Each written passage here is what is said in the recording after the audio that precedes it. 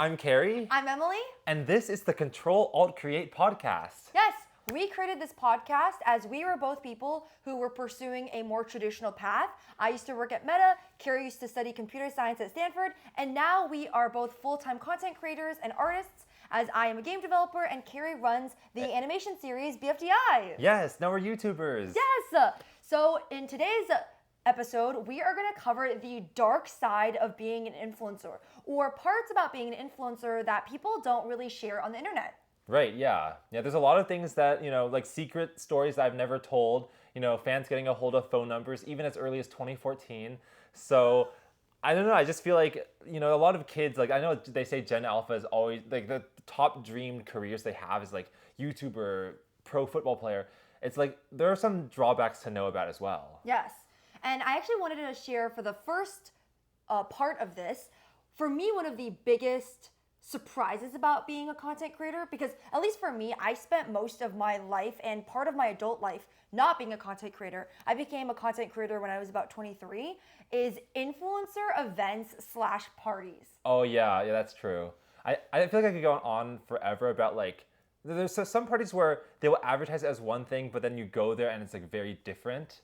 I just remember, like once I was invited to this housewarming party, and I thought I was just gonna reconnect with an old friend, but then there were lots of like OnlyFans models, which is like totally a valid form of work as well, but it just wasn't what I was expecting, and yeah, just stuff like that, I think. Well, I remember for me, my first quote unquote influencer party, I had a friend who was a fellow creator, and she knew someone who was throwing this big event, and she couldn't go, so she was like, do you want to go in my place? So I just thought, sure, this is a new life experience. I remember pulling up, it was always in a mansion.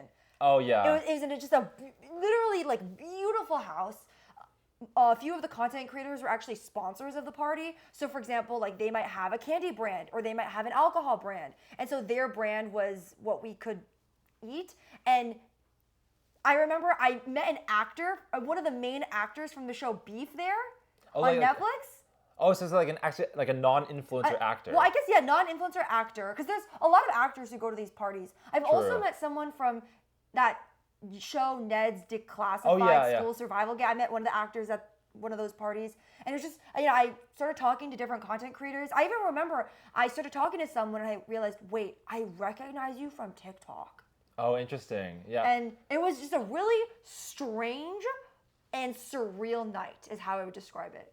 Well, it feels like all those things were at least like neutral, leaning positive, but like was there anything about that party that made you go like, oh, this isn't for me? Like, would you go again? Well, I didn't experience it at that party, but something that I have experienced at parties or events afterwards is sometimes it does feel like the conversations can be more surface level and that people are talking to you because they're trying to assess if you can help them or do you have enough followers. For example, I feel like a very common dialogue at these events is, I'm Emily, I'm blank. What videos do you make? Game development. They're always shocked. I never look like I make game development content. And then they're like, what's your social media? And they pull up and kind of like assess my numbers. Well, don't you say like sometimes you'll notice their face will change when they pull up your profile and they see the following count? It's just like, are you like a 10K person or like 10 million person? Like I have different responses based on that. Right. I've had people look at my follower count and then see that it's high and then immediately get really excited. Or I've seen people who like, I guess maybe bigger creators and then they just ignore me. Yeah, I know. Well, there are parties where there will be like a threshold of like, oh, if you have like, this is a party for people over 100K or something. I don't think I get invited to those too much, fortunately, but that does feel very transactional. Like, if these people have a big following that they can offer to me, then I'll invite them. But it's like, I think, think about like in college, I had all these friends who had zero following, and some of them are my closest friends even today. Yeah, and we were also going to talk about like open source versus VidCon, right? Like, yeah, I think that the quality of creator events can vary a lot. So recently we went to Open Sauce, which is more of a nerdy content creator event, and I felt like at that event I was able to connect with so many more like-minded creators than at some random event in Los Angeles. Yeah. Well, open source is really interesting because there will be kind of like mainstream internet influencers like Ludwig and Michael Reeves, but But then there will also be people like the UC Berkeley Robotics Club or like the Rocketry Club, and they'll just have, their rocket that came from space just on display. And then I'll ask them like, do you have a social media? And they'll be like, oh yeah, we have an Instagram, but like I don't post there. Like someone else on the team posts. I just focus on the engineering side of things. And I think that's really cool because like this person isn't in it for the clout, and maybe if you still want to learn something about like rocket science, like literally rocket science, you could. Yeah. I think for me, my content is all about building things and what I'm truly passionate about, which is game development. So I tend to click more with content creators who have that rather than like content creators who their thing is just content creation. Oh yeah. For example, like creators who are making a show, who are making a game, who are artists, who are dancers, like who have like kind of like something else that is the focus of the content rather than just like I am the content. Yeah. I think for a lot of like there's a I don't want to say there's a divide. I want to say it's like a spectrum of content creators from like those who, if you were to like remove their face from the content, it would like completely change it. Versus like someone like Toby Fox, where like I would say the majority of Undertale fans may not even know what he looks like. And I think for that, like, you won't find people like that at TwitchCon. I mean, maybe you would, but I think it's cool. TwitchCon I think is. I do think that the bigger creators there are more like personality based, but there are also creators there who there's are like VTubers. projects, like VTubers, and also there is a growing game development community actually on Twitch. So that's that's good. pretty cool. Yeah. Good segue. Yeah. I will say one of the most shocking stories that I experienced at an influencer event, although maybe in retrospect it shouldn't really be shocking, is I went to another typical mansion party. Oh, yeah. I don't go to mansion parties anymore, but this is more in the beginning when I was just trying to meet people and just see what these were about. I connected with a fellow creator, and it was kind of similar to me in that like he was making a show and that was the focus of his content, so we bonded over that. And I was telling him, I sometimes feel a little bit awkward at these events. And he goes, I completely relate. I was just at an influencer event. My friend invited me to go there, and they had a section for people over 1 million and a section for people under 1 million. And my friend who invited me was the under 1 million, and I was in the over 1 million. So we were segregated during the party, and he just said it was not fun at all. Like he just said it was so uncomfortable. The fact that it was divided. Yeah, I mean, like all the people in the under 1 million section, like they must feel like second-class citizens. It's I like, know. Like, all the cool kids are over there, but like, well, we're down here. Yeah, I mean, that's like, I don't know. Yeah, I think there's a lot of jealousy then. Like there could be a class revolution. Like overthrow the 1 million people. Something like that. Yeah, but I think I probably have been to fewer mansion parties. I haven't been to that many. It makes it seem like I've been to a ton. Right. I haven't been to a mansion party in over a year, I think. Right, yeah. Well, actually, I recently went to, I guess I might as well mention, there's like a Colin and Samir like creator event that I went to recently, and that was not a mansion party. It was just at an outside bar like place, and that was fun. I showed up like 30 minutes before the whole thing closed though, so I didn't get to talk to that many people. Actually, recently I went to a Patreon event that was for Dungeons and Dragons creators. Oh, I've heard that like the biggest Patreon accounts are like Dungeons and Dragons like teams. Right. So they hosted an event just for them, and I was invited because I'm a game developer, so they kind of like lumped it in the same niche. It was actually insanely fun because when you went, you got to do little quests, and then if you did all the quests, they would give you custom dice at the end. Oh, that's fun. It was custom super dice, fun. Like a D20 or something, or Yeah, like a D6. Yeah, so I had like a set of dice, and all of the dice had different animals inside. Oh yeah, so I had is a fish fun. inside mine. Yeah, I think those events are fun because like you can tell people are in there for like just the passion of D&D. I think I've been to one Patreon event because actually it was really fun because do you know Answer in Progress? Yes. Yeah, Sabrina. She visited California. This was when I still lived in San Francisco, and we just met up, and I think she was supposed to give a talk with the Patreon CEO, like kind of like a fireside chat with the other employees, so they could ask her like, oh, since you're one of our biggest clients, like what do you want from the platform? And yeah, I guess she just brought me along, but I kind of felt like, oh, I don't use Patreon anymore, but I'm kind of just very honored to be invited in their building. Oh yeah, I also don't use Patreon. I was just invited to this event. And Oh yeah, it was fun. I feel like that's something that happens a lot with like being like I don't know, like a mid-tier content creator. It's like you just like when these invitations happen, you can't be picky. It's like, okay, like I'll go to TwitchCon even though I don't really stream on Twitch because like, that's where the opportunities are, I guess. Well, the next topic I wanted to bring up is parasocial viewers. And this is something that I actually have a lot to say about because it's actually something that I think is kind of affecting me a lot right now. So for me, my content is kind of divided into two different worlds. I primarily am a game development content creator, but I also just happen on the side to voice act for Carrie's show. True. And a problem that I have been encountering recently is I do feel like my game development audience actually is not that parasocial. It's actually maybe under parasocial, as in like I think that they actually don't particularly care about me. They only care about the fact that I have game dev insights or that I'm making my horror game, versus the BFDI or my voice acting audience is extremely parasocial. And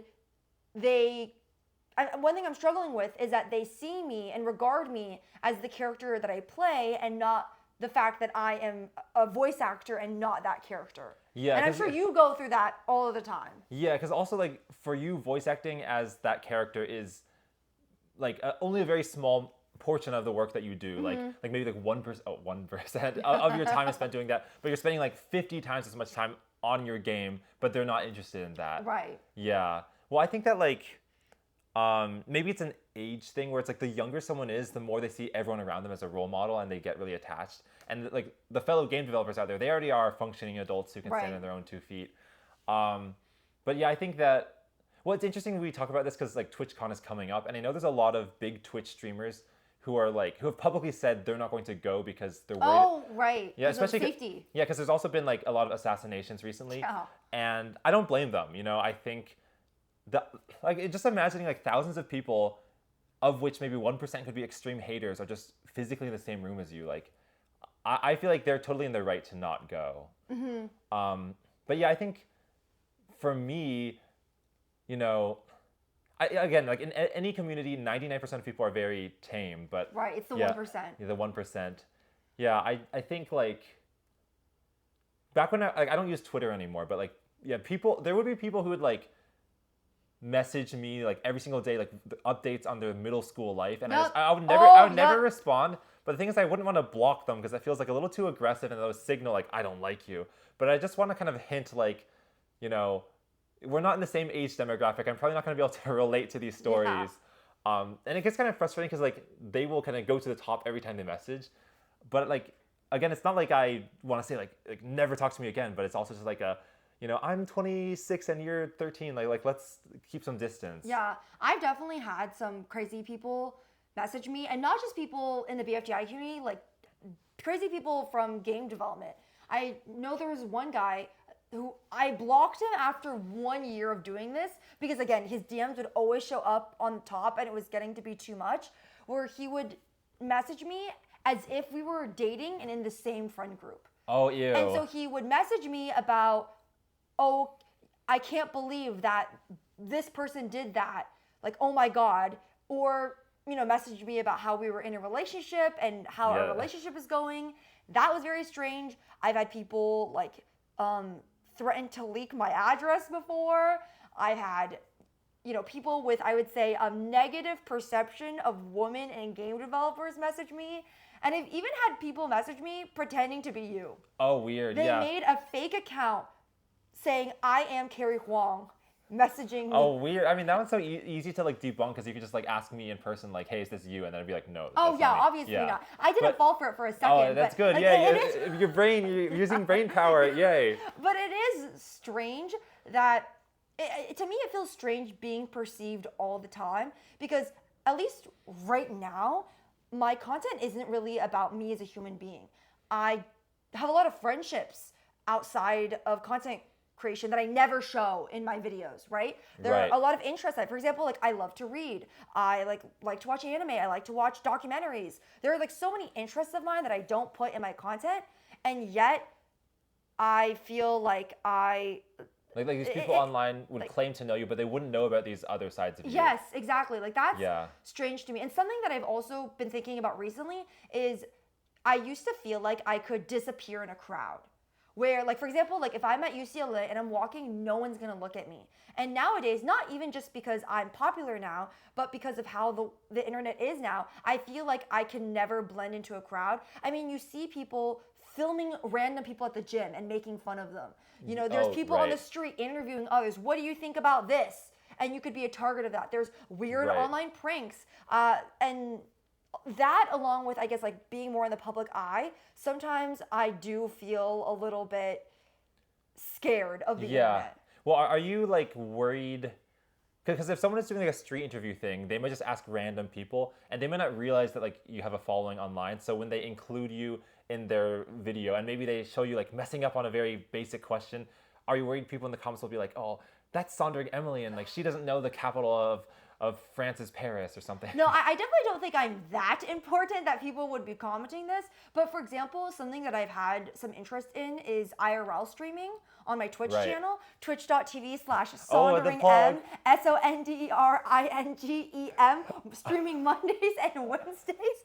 But I am fearful because I hear about situations where there's creepy men following female streamers. I've seen clips of streamers that are IRL streaming and a guy will grab their phone and run away, like stuff like that. And that is a result of having people take their parasocial, I guess, like tendencies too far. Yeah, I mean, I think IRL streaming is like really risky because you're like, especially if you're just walking around on the streets of LA or something, people can just tell instantly what city block you are and they can just go there. And yeah, I think it definitely is way more extreme like for a female streamer because like you were saying that someone was DMing you pretending to be in a relationship with you. Right. Yeah, like that doesn't happen to me. I think just because I'm a man and I think the dynamics are very different, you know? Well, every year or the last 2 years, I've hosted a meet and greet or community meetup, I guess, at the Game Developer Conference. And this year, I've decided not to host one. Not because I don't want to. I actually love when people come up to me and say that they watch my videos. It's always so cool and gratifying. But because over the last year, I have gotten some scary messages, and it makes me think it only takes one person for me to die. I know that's really dark, but seriously. Well, I mean, like, I think it does only take one person. Like, it doesn't matter if like 100,000 positive fans like try to like protect you. It might be too late. Right. Yeah. And people were telling me, oh, you could hire security, which I could. It would be very expensive. I will not gonna lie. Like it turns a meetup into this whole logistical thing where you have to, you need a budget, and now you have to figure out like, do I charge my fans to come?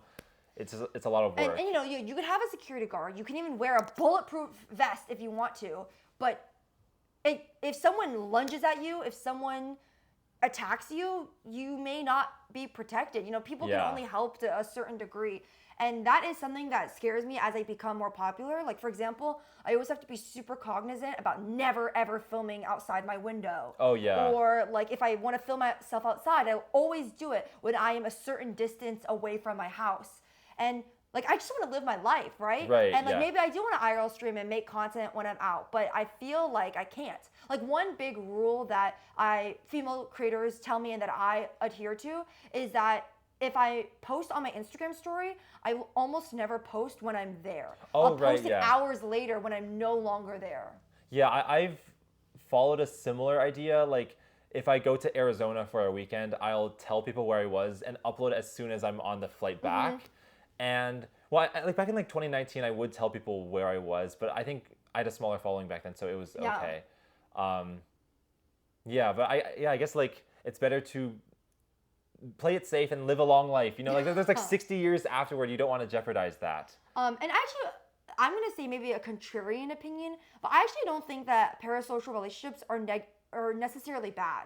Like, there are a lot of creators that I follow and look up to, and I have a quote-unquote parasocial relationship with them because I might really like their content, but they don't know that I exist, right? And that could be a good thing in life because sometimes I look up to those creators and they inspire me to make better life choices or make better videos. I think in this context, I'm talking about parasocial as in like, you know, they've taken it too far. Right. My roommate and I, we talk about this, and my roommate is like, all parasocial relationships are bad, which I don't have that strong of an opinion. Like, I was thinking, like, my parents, sometimes I'll mention something that I'm struggling with, like, oh, I used to have really bad acne on my face. And I remember when I got on Accutane and all went away, I sort of like joked with my parents, like maybe I'll make a video talking about my Accutane and acne life story. But then my parents were like, why would you ever talk about that? No! It's like that's an ugly part of your life, and it's like they don't need to know. But I'm like, there's a lot of younger kids who might be going through acne right now who would like to know kind of a snippet of what it was like, and maybe it would actually be comforting if it's coming from someone they already look up to and trust a little bit. I think that another example that's happening right now is there's this popular Minecraft YouTuber, Popular MMOs. Oh, I don't know who this is. Well, he was like huge in like 2015, 16. He has like 17 million subscribers. Whoa. But like he sort of like fell off the radar for a few years, and he just uploaded like a week ago saying, "Oh, I've been sober from alcohol for 100 days." But before then, he was like, he had a lot of alcohol problems, and he got sent to jail because he was, I don't know, like he was very drunk and like causing havoc in the world. But like, I think that's an example of, telling your fan base, I used to have a big problem and now I'm fixed, is sort of parasocial because the world doesn't need to know that. But I'm like, now there's like hundreds of thousands of kids who are like, oh my gosh, I feel so, like, I'm really happy to hear you're doing better now. And also, if I'm struggling with alcohol too, like if you did it, I can do it too. I think that can be a very powerful message. So not all of the parasocial like equation needs to be erased, I think. Yeah, I will say like being on the internet is such a weird thing because there are, let's say like, for example, I struggle with my body image, right? There are certain creators that I watch and I might feel worse about myself after watching them. But then at the same time, there's also creators that are very uplifting towards body image, and that will make me feel better about it. So I feel like for that, it's like bad, good, bad, good. I was gonna say, I always love it when like creators like are authentic to the point where it's like they're saying kind of like nasty, not nasty, but like things that are kind of like a little embarrassing. Like I remember there's this clip of Vanilla Mace, who's like a streamer. Oh yes, and my queen. Oh yeah. Like, Vanilla Mace. I remember like she had this clip where like a cat toy was on the floor behind her, and then someone commented like, that is that like a piece of poop? And then she like just laughed. She said like, it might be a piece of poop, but it was a cat toy the whole time. But it's just really funny that like, because cats have pooped on my floor too. Like someone else didn't feel the need to hide something that disgusting, right? Because I don't know, it just feels like too much of the world is manufactured, and I like seeing a little slice into the actual life of people. Yeah, actually, this is something that I'm actually trying to gravitate more towards because I feel like for the entirety of my content creation, it has never been about me. I do share certain facets about my life. For example, I readily admit when I've failed at something or lessons I've learned from my past, but my content is very curated. For example, it's like, why does Hollow Knight look like that? This is why there's yellow paint in games.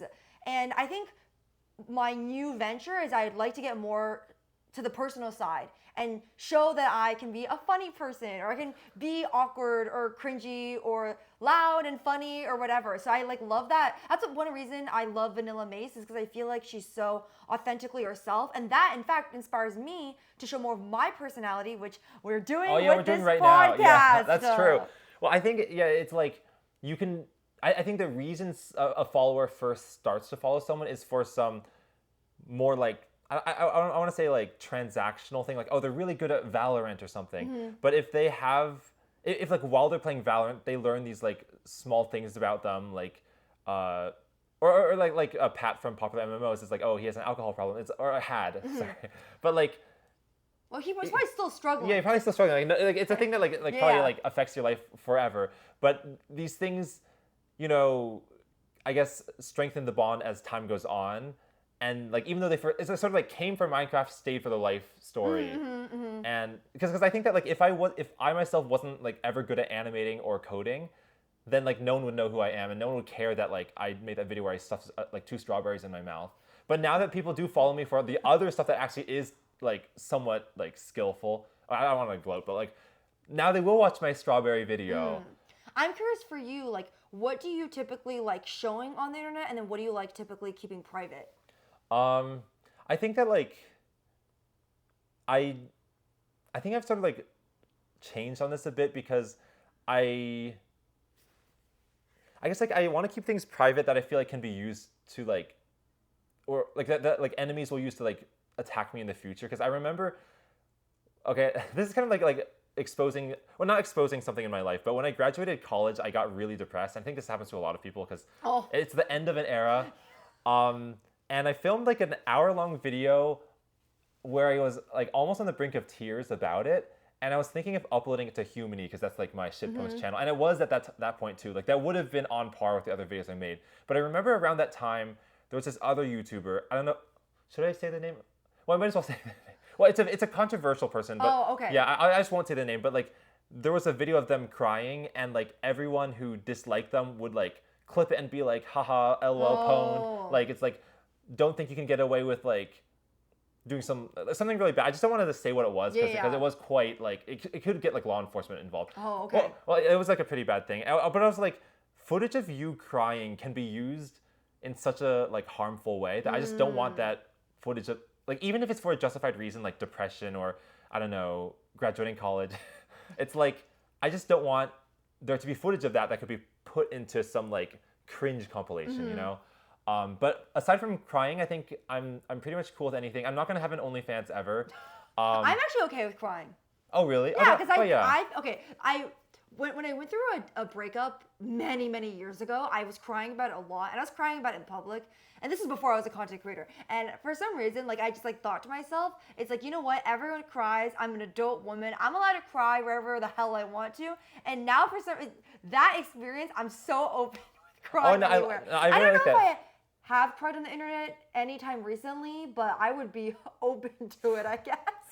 No, I think that's good because everyone's like crying. Well, you know that saying like when you laugh, the world laughs with you. When you cry alone. And I think there's probably lots of people, you know, crying in their off time, and then when they have to show up for work, it's like, I'm all good now. Like time for 9 a.m. Like how would you like your food cooked, sir? I don't know. Like I feel like that is 10 times worse. And again, like that's a privilege to have a job where crying on camera like is allowed.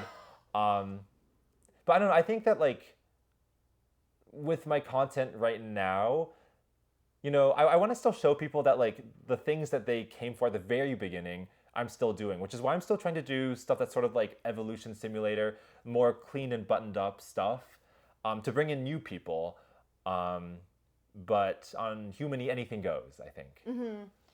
I think for me, as I've said earlier, a lot of my content has been more about like, you know, my projects, informational side. But right now I am doing the venture more towards showing my personality. But as for me, like I typically keep a lot of my relationships private. For example, like I'll probably never have my family in my videos. Right. I will probably never like share much about my romance life in my videos. I guess for me, it's like,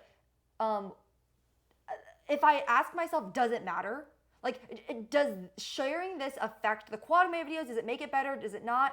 If the answer is like, this doesn't matter, I usually keep it private. Because for me, like, even though I literally document my life for a living, I also think what's really important for me to know when to put my phone down and when to enjoy a moment rather than when I'm going to actively film. Oh, yeah. For me, I have like filming mode and not filming mode. And actually something that I noticed interestingly enough about like people who are non-creators, people who are non-creators actually feel like have less of a distinction of that than I do. Oh yeah, well I think like we've gotten to a point where most people our age, if they're out and about, if something's like really cool, they'll put it on their Instagram story. Right. And I think one thing that people are a little shocked about me is that I have almost never posted a story before. Like I think wasn't your first Instagram story a poll or it was a question the poll. about what we should talk about on this podcast? This very podcast. I think you had to teach me like how the story works, like how to post it. Because like I think for me, I don't know if you feel the same way, but I'm like, if this is going to be me in my filming mode or content creator mode, it has to reach a certain caliber of quality where I'd want it to stay up forever. So like when I'm like, oh, this, it could be something as like simple as this store sign has a funny pun in it. Like I'll switch into like filmer mode and film it and then upload that. And like I think it does complicate things because then, you know, I have been editing on iMovie while like crossing the street, and that's so bad.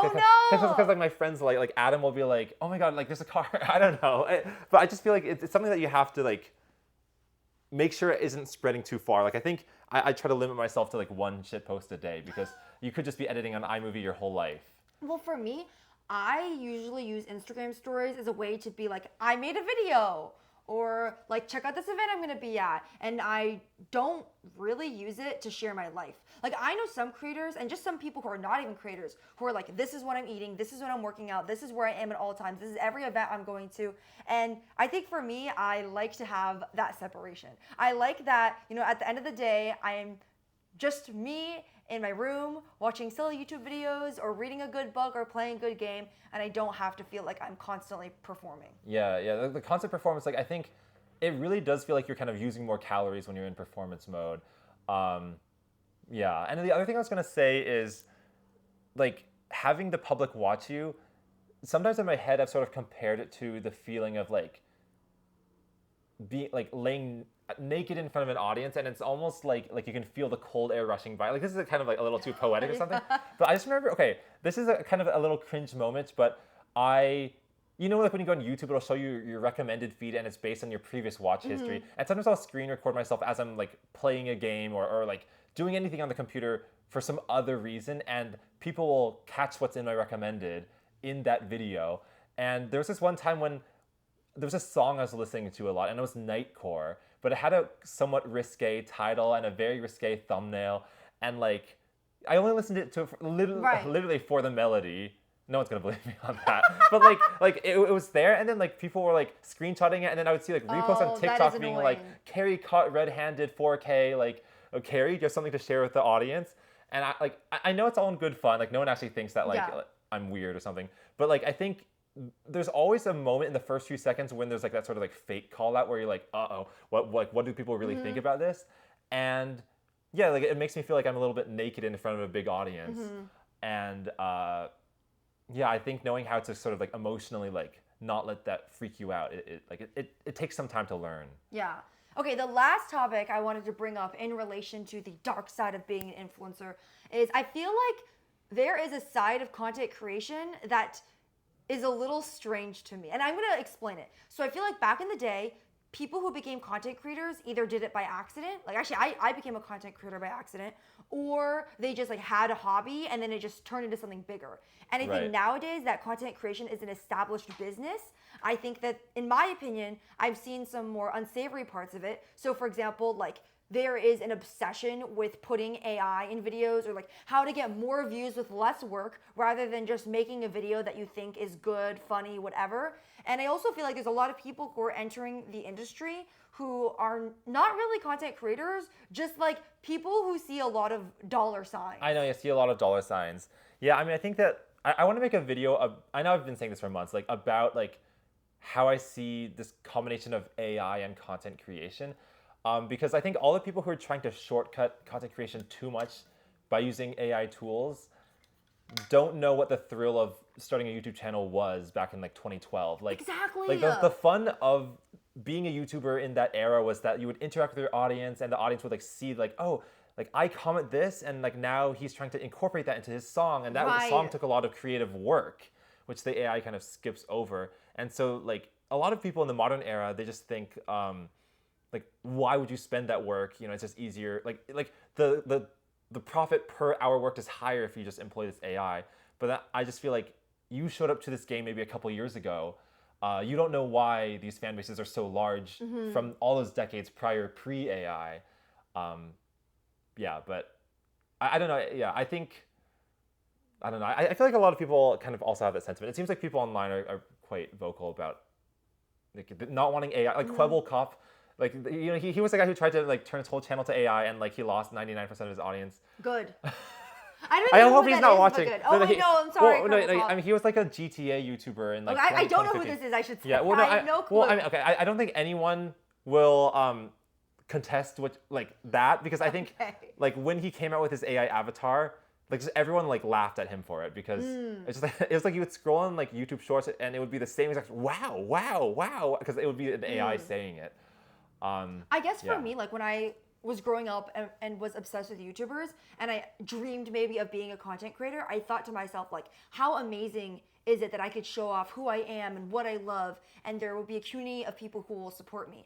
And now it just really feels like I don't know. I understand that content creation is a business. People deserve to get paid for their creative labor, but I think sometimes certain people see the money more than like what makes content creation special, why it is so important to build a community, the value of a community, and sometimes Yeah. there's people are obsessed with making slop and getting Right. a lot of views, and that is really disheartening to me as someone who's loved YouTube since I was 8 years old. Right, right. Yeah, I guess like slop is a good example of like just trying to maximize algorithms.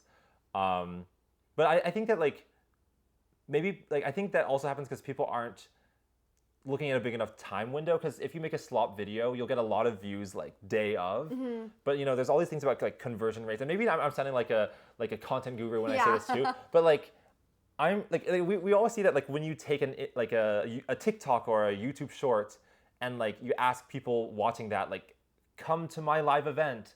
I'm struggling with that. that. I don't know if this is touching too close to home. Yeah, you can talk about it. Right, but it's not because of AI. I'm not using AI in my videos. Right, yeah. Emily's AI safe. But I think, or I guess what I'm thinking is like, people are too focused on just making the view count number like, oh, get number bigger, without thinking about like, will these people actually come through to the next stage of my content creation journey? Like, will they come to my live event or will they watch my episode in a theater? Like all these things, you have to not go based on numbers, but you have to go by like seeing what these people are actually saying and how they're actually feeling. Like, do they actually feel committed to your movement? And I think there's just a lot of ways in which like you can fake yourself into feeling good about a number when it doesn't actually mean much. Like it's just like bots watching other bots. Yeah, again, this is also why I wanted to start this podcast, is because I feel like on my Instagram, especially short form, people just like scroll and then that's it. And my video might get a ton of views, but if they saw my face, would they be like, that's Emily? Would they buy my video game down the line?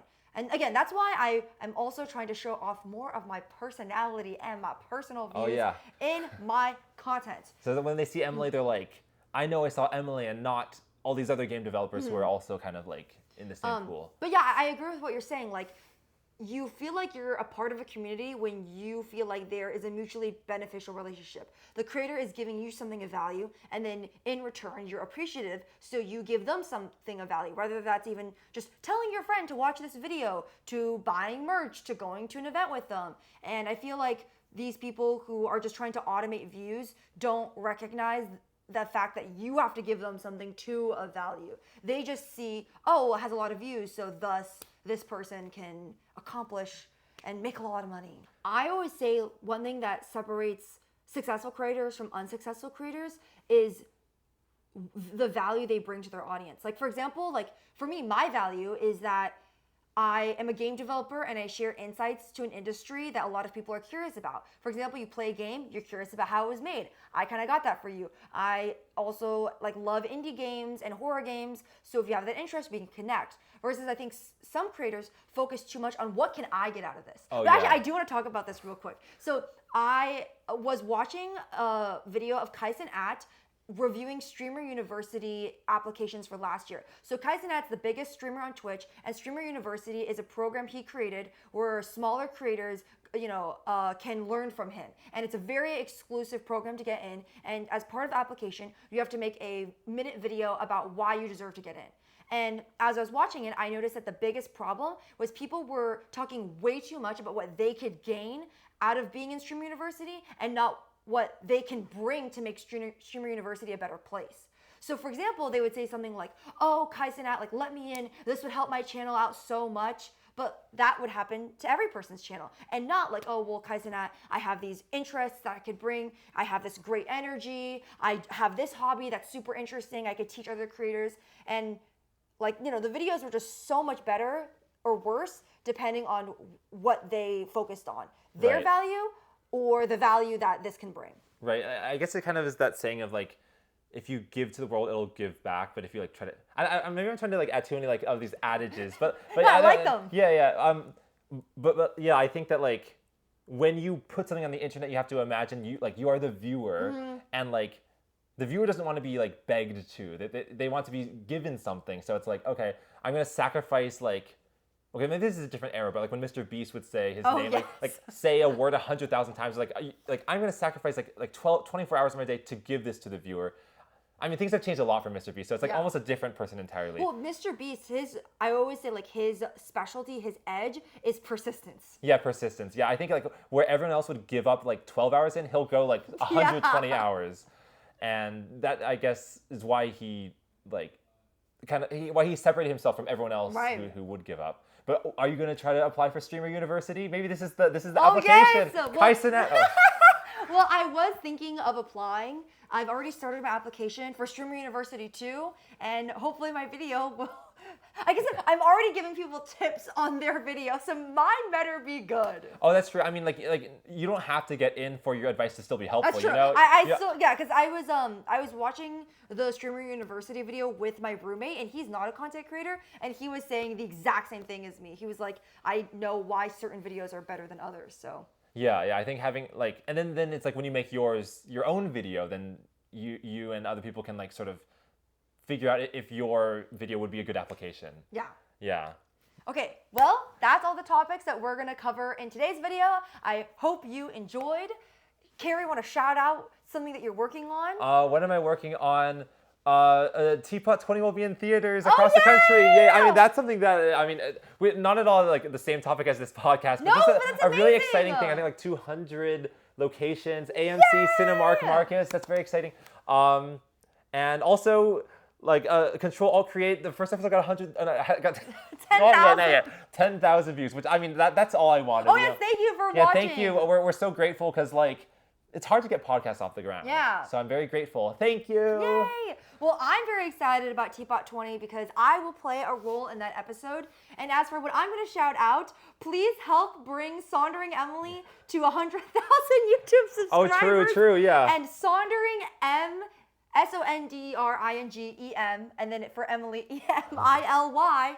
Follow me on Twitch, please. Yeah, she has a new video game that features my likeness, and Oh, I'm true. like Wishlist whoa. Lily's World XD on That's Steam. cool. Yes, and one project that I just brought up today that I thought would be really exciting is we are thinking about doing an IRL stream / video where we explore haunted places. Oh my gosh, wait, this is gonna be so spooky. Well, I guess it is spooky month Yes, now. exactly. So check out that. Yeah. Bye. Spooky goodbye. Ooh.